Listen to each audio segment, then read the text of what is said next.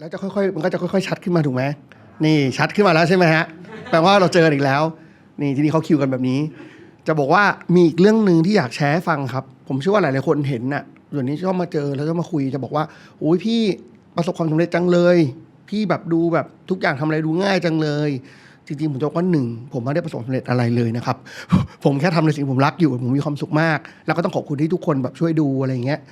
ข้อ2คือแบบมันไม่ได้สำเร็จทุกอย่างหรอกครับอยากเล่าให้ฟังเรื่องนึงให้รู้ว่าแบบจริงๆแล้วมันไม่จำเป็นต้องสำเร็จทุกครั้งก็ได้แล้วมันก็ไม่จำเป็นว่าคุณต้องชอบอะไรอย่างเดียวก็ได้คือตอนผมเรียนโทที่ออสเตรเลียครับตอนนั้นประมาณสัก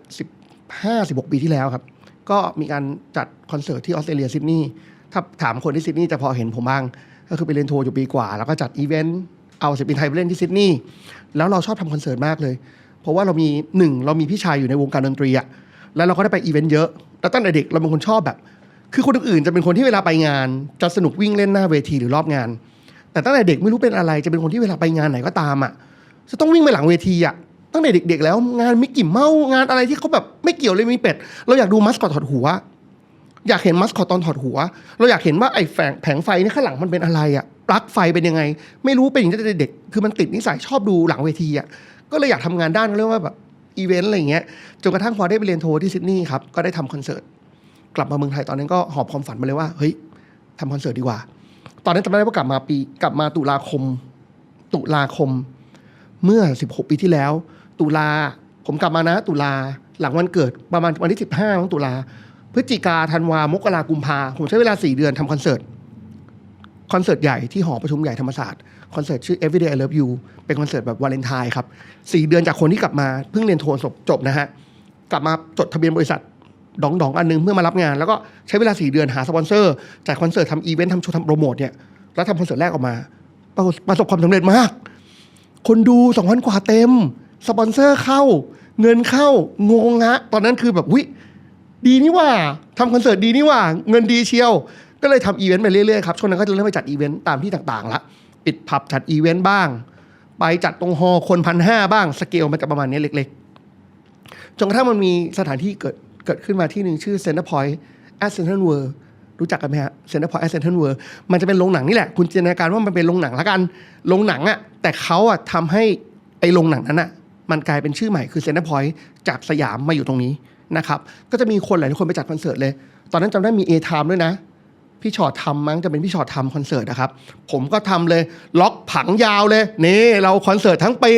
แต่ละเดือนมีคอนเสิร์ตผังสลับ A-Time เลยตอนนั้นทำคอนเสิร์ตโอ้โหล็อกเรียบร้อยขายสปอนเซอร์ไว้ได้ส่วนหนึ่งเสร็จสับปุ๊บลงเงินศิลปินล็อกคิวก่อนจ่ายค่าตัวครึ่งหนึ่งเรียบร้อยปังปี50ครับมีม็อบที่ราชประสงค์ครับจัดอะไรไม่ได้เลยจัดอะไรไม่ได้อีกเลยเงินที่เก็บมาจากที่ตอนกลับมาจากเรียนโทใหม่ๆประมาณเท่าไหร่อะเงินทั้งหมดอะหายไปเลยครับรายรับศูนย์หายไปเลยเพราะตอนนั้นคือกะว่าปักหลักเลยจะอยู่ที่เป็นหลักไงฮะทุกอย่างมันก็เซเลยหุ้ยตายละเราทำอะไรดีระหว่างกำลังคิดอยู่จำได้เลยว่าอยู่ที่บ้าน2 อาทิตย์ 3 อาทิตย์นั่งคิดว่าทำอะไรต่อดีสุดท้ายคือนั่งดูทีวีอ้าวมีม็อบทีวีไม่ปิดนี่หว่าคิดพ่อออกไหมฮะทีวีมันเดินตลอดจะมีม็อบจะเกิดอะไรก็ตามทีวีมันรันตลอดเฮ้ยเราก็ชอบวิดีโอนี่หว่าเราชอบถ่ายงานนี่หว่าเราไปศึกษางานใหม่ไหมตอนนั้นผมได้ตัดสินใจกระโดดเข้าวงการทีวีครับจากคนที่ทำบริษัทตัวเองตอนอายุ25กลับไปทำงานประจำไปอยู่กับบริษัททำทีวีครับไปอยู่พี่วูดดี้ไปอยู่1 ปีไปเรียนรู้เรื่องใหม่ๆแล้วระหว่างนั้นเราก็ชอบออนไลน์อยู่แล้วก็เลยเอาความรู้จากด้านวิดีโอออนไลน์แล้วก็ความชอบในการทำวงการโฆษณามาผสมกันออกมาเป็นงานแบบใหม่ครับเมื่อทำดิจิทัลเอเจนซี่อันหนึ่งมาทำเป็นเหมือนช่อง YouTube มาทำเป็นแบบวิดีโออันหนึ่งซึ่งเป็นงานที่เราชอบเหมือนกันมันหมายความว่าเมื่อคุณทำอะไรสักอย่างไม่ได้อะมันไม่ใช่แปลว่าคุณทำต่อไม่ได้นะคุณจะต้องพักถอยมาประเมินตัวเองมองความจริงว่าคุณต้องทำไงต่อจากนั้นคุณค่อยคิดว่าอ่ะจากตรงเนี้ย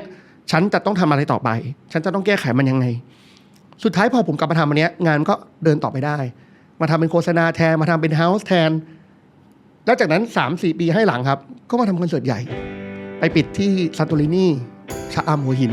จัดคอนเสิร์ตทุกปีเลยยังมีคอนเสิร์ตยุบยิบไปทำโชว์ไดเรคเตอร์สุดท้ายความฝันที่มันถูกหยุดไว้มันก็เดินต่อได้มันไม่จำเป็นต้องมีเขาเรียกว่าเครื่องจักรตัวเดียวในการทำให้ชีวิตคุณเดินข้างหน้าคุณอาจจะเครื่องจักรตัวนึงดับคุณอาจจะไปจุดอีก2 เครื่องแล้วพอมันติดเครื่องจักรตัวนี้จะกลับมาติดแล้วทุกอย่างอาจจะเดินทางไปได้พร้อมกันก็ได้เพราะฉะนั้นก็ ฝากไว้นะครับว่าคำว่าไม่สำเร็จมันไม่อยู่จริง มันเป็นแค่การพักให้เราไปทำอย่างอื่น แล้วก็พร้อมกลับมาทำอีกครั้งครับ